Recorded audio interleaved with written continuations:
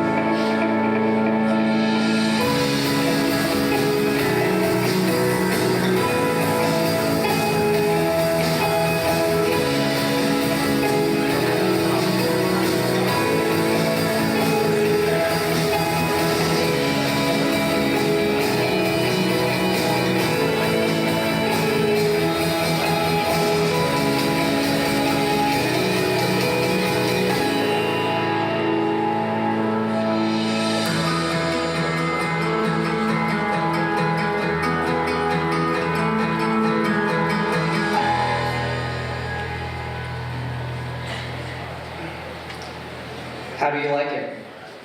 This was last month, actually. They actually were able to drive fully autonomously. The Waymo team was able to actually provide this.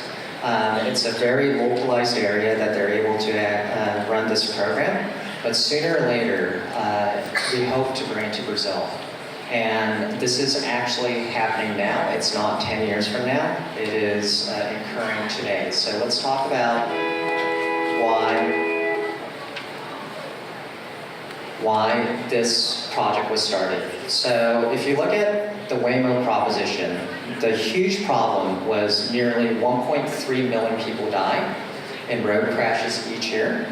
And that's an average of 3,207 deaths a day. And that means 20 to 50 million people are injured in a matter of the whole year. That means from the point I started this talk to the point I'll finish this talk, probably about 180 people in this world somewhere probably died because of a car accident. And another problem with that is Americans, not the world, Americans in general waste close to $300 billion just stuck in traffic. So I took a snippet of this. So this is São Paulo. Maybe you guys were driving into this PARAR Institute in Amsterdam this morning. I took this Snapchat at 10 p.m., and that's what the São Paulo roads look like, which was much worse than San Francisco. I did a Google Maps route from where the office is located to where the hotel was based on, and if I drive, it takes me 35 minutes. And what's even more interesting is if I bike, it took me 19 minutes, is the current situation in São Paulo at 10 p.m. It's a pretty radical solution that needs to be incurred to actually resolve this kind of issue. So, if you think about self-driving cars is a complete change of paradigm of how people think about car ownership. So, if you think about cars, where do you guys store your cars at? At a parking lot, at your house? And 90% of the time, you actually don't use your car, other than getting from point A to point B, and you just park the car out. This was a study that was done by the International Transportation Forum in 2015. And the study replicated and showed if self-driving cars become fully autonomous and deploy in every region of the area. This was an example in Porto, Lisbon. All the green dots is where it will be no vehicles anymore. The red dots is where you'll probably need cars, but it's probably empty. And it shows that a lot of the cars that we exist today can be actually eliminated. So that means a huge disruption, right? So when you think about self-driving cars, it's not just disrupting the car industry. It's actually disrupting parking spaces because you don't need as many cars. It's going to disrupt the real estate market because the amount of roads and parking lots that you actually have to build is going to be eliminated. It's going to actually disrupt the police enforcement because they probably won't give as many tickets to people. So they got to figure out a different way of generating their ticket income resource. If you think about the insurance policy, how insurance companies will be affected by self-driving cars, the rental cars are also going to get disrupted because people probably won't rent cars as much, but they probably will hail for a self-driving car. It's also going to advance the travel industry because maybe before people needed to sleep because truckers needed to take a rest every 8 to 9 hours. With autonomous cars, you don't need that. So the cars will drive straight through and a lot of the hotel business will be disrupted. If you look at the food industry that does delivery today from point A to point B will be also disrupted because the autonomous car might be able to go pick that up for you instead of getting it delivered. The automobile industry itself, you probably don't need to produce as many cars, so that's another sector that's going to get disrupted and have to start thinking about what is the future for them. Logistics, another great place where disruption will occur with autonomy. And not the least the maintenance side, because there's not as many cars that you need to maintain. So these are all the segments that the autonomous vehicle will get impacted in people's lives. So, but you have to make it safe. So the graph on the right of you is the Tesla Model S that crashed with the autopilot system. We are aware of situations like this where technology might not cover the whole space. But if you look at it, most of the cases of the accidents, 57% is incurred because of the driver. 27% is because of the road infrastructure. And the vehicle itself is 6% and so on. So the most common case of accidents occur because of the driver's behavior. So the autonomy is trying to take out the actual driver's behavior out of the scope and bring in what is known as a very perfected, profound driving skill set. So in order to do that, I can't do it myself. I need help from you guys. And one thing that we see is people turning right on red light. So my algorithms have to incur for those kind of behaviors today. When people jaywalk, those are not part of the rule book that I still need to incur into my machine learning models and artificial intelligence. If each and every single one of you guys could halt going progression towards following the rules, it will make my life so much more easier. So that's a small little takeaway that I would like to ask you guys to do starting today. So there's three parts to autonomy. Human driving, so let's look at how humans learn how to drive. Humans initially look, and then they learn how the roads work, and somebody probably taught you how to drive the car before you were able to drive by yourself. If you look at assistant driving, this is how Tesla and a couple other companies are currently going, like this diagram here with the Volvo that shows assisted parking. Goes through a same mechanism, but it's really refined. So if we hit the video here, this is the Tesla Model S, actually Model 3 that has autopilot embedded in it. And you can see it's kind of like a cruise control, but it can't like further like change lanes, or at some point the driver has to take over, like you just saw, because it's considered assisted driving. This is what we call level 2 to level 2.5 autonomy, which it stays in the same lane and you're just going the straight direction. So it works for highways, but doesn't really work for cities as much. So what is self-driving and what is automation then? Automation is everything that the humans do that we replace it with machines. So initially we talked about looks. So the cars have to start looking, and that look comes from sensors. And then we need to learn how the road environment works, and we collect millions and millions of data driving the car around and processing that big data to understand what the cars will do. And then you have to learn it just like humans learn. The actual automation industry learns it through machine learning, and getting closer to artificial intelligence is our final goal for it. So if you look at how humans learn how to drive and how machines learn how to drive, it's actually very similar. But people think it's like something super difficult, but it's a very simple mechanism that we follow through by learning how humans' behavior actually work. So the car sensors itself has a LiDAR unit on top, some radars, some of the like computing storage unit to process this big data. But these are the sensors which is able to calculate about 20 times faster than what humans are able to perceive. So for humans to react to a certain situation, it takes close to about 0.5 seconds to react to a given circumstance. What the cars are able to do is calculate an immense amount of data in a very short period of time. So let me tell you how much data that we're collecting. One autonomous car currently collects as equivalent to 2,666 cell phone data every second. So that means we're getting terabytes and terabytes of data almost every day from each of the vehicles to process that and try to understand and avoid any kind of collision that humans would have driven into. So this is a LiDAR system. If we could, so if you look at the actual LiDAR on the right, can we get the video? You can see the car moving through the actual barriers, if this gets started, sorry.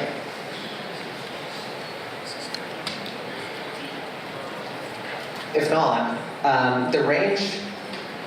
the range of these LiDAR systems are about 80 meters by 80 meters total. So if you think about it, how much humans are able to perceive and see, humans are able to see up to about 20 to 30 meters in field of view. The car LiDAR system is able to see everything that's within an 80 meter by 80 meter radius. So that's the overall general perspective of how autonomous cars are able to run through. And the side sensors actually are able to like narrow down what's happening in your peripheral that humans probably aren't able to detect very well. So, learning how human driving works, humans just generally understand within 10 days how to actually drive. So that means if I take somebody who's never driven before, and I teach them the rules of the road and actually get them into a car and start driving, it usually takes about 10 days to master. Assisted driving, like parking and general like cruise control on the highway, takes about 3 years. And self-driving cars, the reason it's taking so much is because of that safety concern. If the machine takes over the safety concern and assumes that it's going to be less reliable than human, we should never deploy that product. So that's why it takes more than 10 years for us to deploy, and Google has been working on it for over 8 years now to make this perfectionism into the self-driving car technology. So this is my next gig. We hope that at some point that Uber will get to that point as well. Look close enough, and you'll see it's all around you. On your kitchen counter, under your feet, behind closed doors, and in your hands. You see, advanced technology was part of your daily routine long before requesting this ride. For selfie? Yeah, hop in. So it seems like the road less traveled is actually one Uber has been on for over 1 million miles now. Today, we have hundreds of self-driving vehicles out in the world, and they're pretty hard to miss. First, you'll notice the 360-degree system of cameras, lasers, and radar that scan the environment and make sure the vehicle's aware of everything around it. Like the stop sign up ahead, that woman crossing the street, and the cyclist coming up behind them. Then there's Ryan. He's what we call a vehicle operator, and he's here to make sure the vehicle does exactly what it's supposed to do. But before Ryan could hit the road, he had to hit the books. Today we will be talking about how the self-driving vehicle classifies objects. He's one of hundreds of vehicle operators who've passed test after test in the classroom and out on the track. These tests teach operators and vehicles to expect the unexpected, like swinging car doors, pedestrians, and unusual roadways. Once they know every inch of this track, the vehicles head out to collect data for our team of mapmakers, who verify each lane line, road sign, and traffic light in the vehicle's path. Then we update the software to match. Every new build makes these vehicles even smarter, which will lead to fewer collisions and more lives saved in the future. No matter their surroundings, these vehicles never get distracted. They don't text, multitask, or get sleepy while driving. They stay focused on the road ahead. Okay, everyone, we actually have a new release and build that we're going to go ahead and push out to the car. Bringing self-driving vehicles to the public is a collective passion for everyone here. Together, we're paving the way to safer roads and more accessible cities. All right, here you go. Thanks, have a good day. So, every time you request a ride, it's with all of us.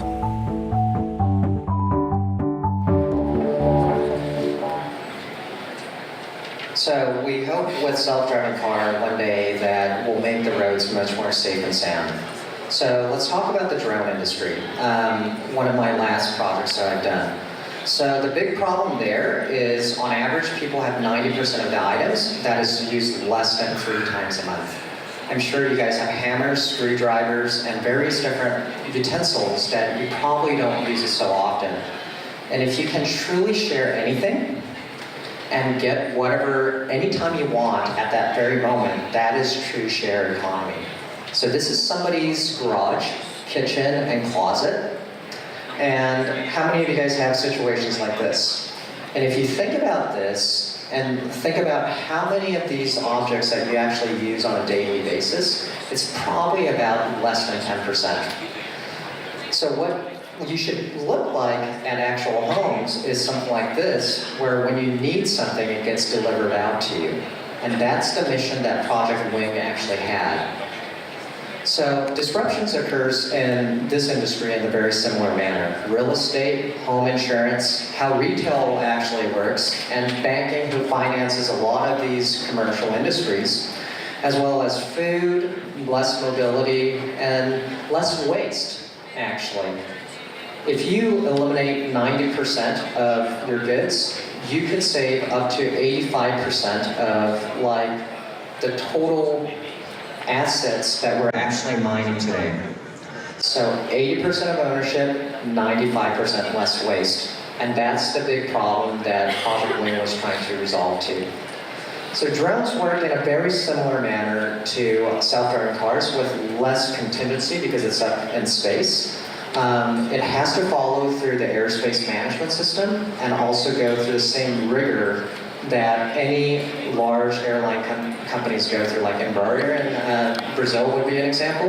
Airbus, Boeing has a standard because of the safety reasons, because we probably don't want to see drones falling on top of your head while you're walking down the street. So this is how drones package and work at Google. So we have our own drone system. You order something from your phone, and then it gets delivered to your doorstep through an operation manager.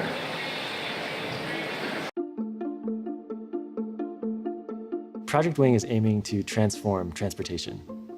We want to make it easy, cheaper, more environmentally friendly to receive packages, items, whatever you may need. And if we can increase the access and availability of items to anyone across the globe, whether you're in a disaster zone or you're stuck at home at night and need some medicine for a child, whatever it may happen to be, we aim to make it easy and effective to receive things in a moment's notice. Our goals in Australia are to learn what it's like to actually bring this technology to the real world. We really need to test the technology with people. We want that firsthand feedback so we can make it better and we can develop a system and a product that is actually what people want, that actually delivers value that they find useful. I think that personally for me, as a merchant, if we were able to get drone delivery out here, it would be fantastic for my business, because we do not get couriers that will come out here. They complain that it's too far out. Some have just refused completely. We are very limited in our time that we have at home, and when I do have to go to town because I've run out of something or forgotten something, it is quite painful. So having this service for those that are time poor would be a fantastic thing. You could be in the middle of a paddock in a real farming situation, and instead of packing up and going home for the day, that could be there in 10 minutes. You could be flown in and you put it on whatever you got to fix, and then you keep going. And the convenience of that is just, endless. We were initially apprehensive. The main concern, I guess, was that the animals might be affected in the area, and especially our sheep and alpacas. So I watched the animals when they first arrived, and the alpacas were looking alert initially, not frightened, just alert because there was new noise around. And then on the second delivery, the drone came down, the alpacas didn't even lift their heads, and half the sheep were just, looking at it, so it was very straightforward. The service so far has been spot on.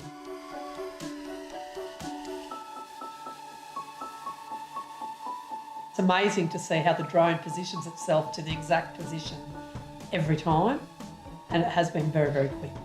Within a couple of minutes, we've got the delivery here. Seeing what it can do in the future is mind-boggling actually.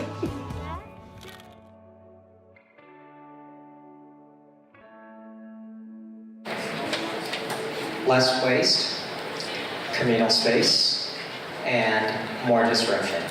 That's the mission of Project Wing. So the questionable things that I get all the time I'm willing to share with you throughout this conference is a lot of people ask me about mobility will disrupt many sectors like jobs. What are we doing to prepare for it? It actually creates jobs as well, but the things that we have to think about was if we're actually truly losing jobs, how are we gonna be prepared from a government entity to retrain those people who actually lose jobs is the question that we should start answering and start thinking about. Is AI and machine learning safe? I, as an engineer and like scientists, we try our best to make it actually safe, but we could talk about this throughout the conference. And what can we do to prepare the future is, what you guys could do is to bring awareness to your regulators, this is actually happening. So we should think about how we're gonna move forward, not backwards. A lot of jobs has been diminished prior, such as sweatshops and other sectors before, but I'm sure a lot of people don't want to go back sewing and being a sawmill and doing the work that in the 1900s that folks has been doing. So my last takeaway that I hope you guys take back and actually take it back to your company and think about it is solve a problem that exists and don't sell a product that doesn't have a problem solution. This is what many companies and engineers tend to do on their desk is they solve the problem in their desk. Try to go understand the problem and build a product that's actually going to enhance the humans' lives. Thank you. Obrigado.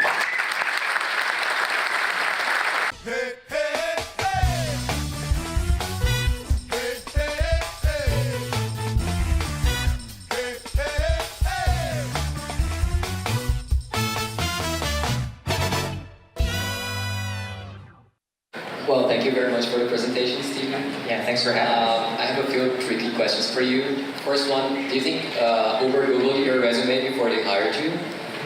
What was that? Did Uber Google your resume to know what you were doing before they hired you? Yeah, I think so. I think that's probably why they contacted me, and Google's not very happy about it right now, so let's not talk about it. Second one, we know that tech experts are being paid like as soccer players nowadays, and moving from Google to Uber is something like getting from Real Madrid to Manchester United. Will you be able to retire by the time you turn 40? My mission would be nice if I could retire at 40, but I think the mission that I'm trying to solve for humankind here is probably much larger scope than in my next 5 years, if 40 is like the number that we're going through. So I don't think I'll hit the 40 for the retirement. I really, really want to try to solve this issue that humankind has. Well, last one. Are you one of the 5 people that rely on Google for social networks, or do you rely on Facebook for them? So I do have a Google Plus account, and in fact, I don't use that many Google products because I don't want Google to hold all my information. So I try to use Apple Maps. I hope this is off the record. Try not to use Google Drive, and I have a Yahoo email account actually. All right, thank you very much. Give it up for Stephen.